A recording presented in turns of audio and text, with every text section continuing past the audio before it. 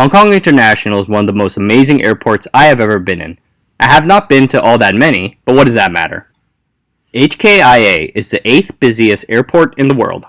Many times I would find myself standing there and just admire all the countries and all the cities and all the places that planes leaving this airport would eventually end up. And it's an amazing story, it's an amazing place. HKIA is an impressive sequel to one of the most iconic airports in aviation history. For 73 years, from 1925 to 1998, Hong Kong had been served by Kai Tak Airport. Back when this airport had been built, it was located far out in the Hong Kong boonies. But as time passed, the city caught up. The best way to describe Kai Tak and its unique experience is to go onto YouTube and watch videos of planes landing there, flying just a few dozen feet above roofs and in between high rises. It's world famous with names like the Hong Kong Turn and the Kai Tak Heart Attack. Airplanes would have to make hairpin turns to approach Kai Tak's single runway jutting out right into Victoria Harbour. This resulted in some iconic photographs, but also happened to be immensely dangerous and incredibly loud. More importantly, the city's economy had far outgrown the airport and improvements were badly needed. Hong Kong authorities embarked upon financing and constructing a replacement. They had actually been looking for a spot for an airport as far back as 1946. 2 spots had been mulled, but eventually rejected due to the exorbitant cost. So in the 1950s, the government opted to pass on the expensive new airport to renovate Kai Tak instead, extending its single runway, adding a new parallel taxiway to accompany it, as well as a new passenger terminal. At best, though, this could only be a temporary solution.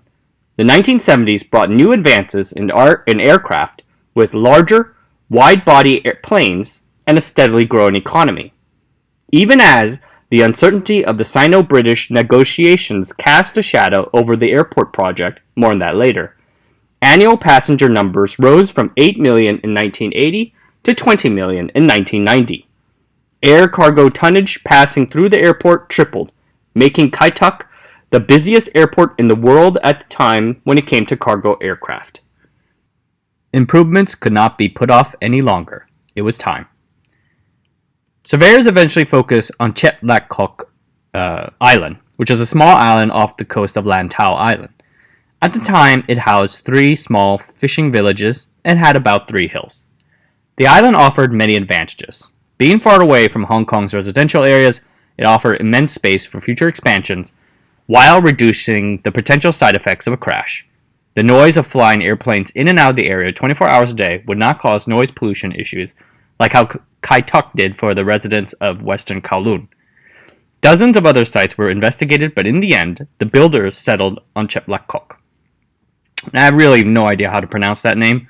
I'm not Cantonese, but yeah, just wanted to let you know. I think someone gave me crap on that in another video.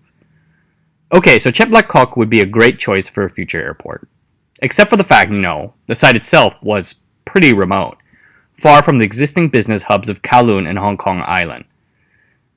How would people be able to get from there to the airport if it is all the way out on the other side of a distant island? Oh, the Hong Kong government thought about that too. That is why they also proposed 10 separate but interdependent infrastructure projects that would complement Hong Kong International. It's something called the Aircraft Core Program. These included new suspension bridges, a 34-kilometer rail system connecting the airport to Hong Kong Island and Kowloon, the Hong Kong Express, great ride, and a whole goddamn new town near the airport called Tung Chung.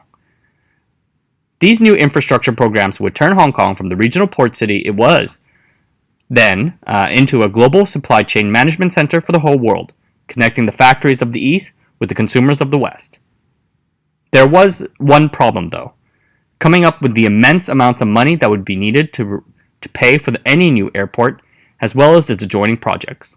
The Airport Core Program was estimated to cost over 200 billion Hong Kong dollars. This was compounded by the fact that this new airport would undoubtedly be open near or after the 1997 handover. It turned out to be a major sticking point between the two parties, the British and the Chinese, as 1997 approached. On the British and Hong Kong side, they wanted the airport to be a way to prove to outsiders and residents alike that Hong Kong would be here to stay.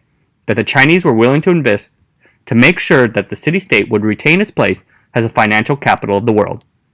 But the Chinese, distrustful of the of Chris Patten's colonial Hong Kong government and its steps towards democratization, were hesitant about the ambition and the sheer amount of money to be spent. They did not want to have Hong Kong return to China, only to have the city plunge into a financial debt crisis over a boondoggle of a construction project. Can't really blame them after all. The Hong Kongers said they wanted to literally pave over an island for their near airport.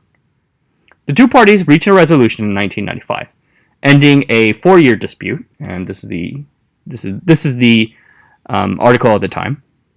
As with many things in politics, when it finally got done, you have to wonder what they were fighting about in the first place. $23 billion of bonds were sold to banks and an international bond market for the funding and construction of the airport hub. It was a major step forward in Sino-British relations. So that was actually the easy part. Now is for the hard part, building the goddamn Hong Kong International Airport. And that's what we're going to talk about in part 2.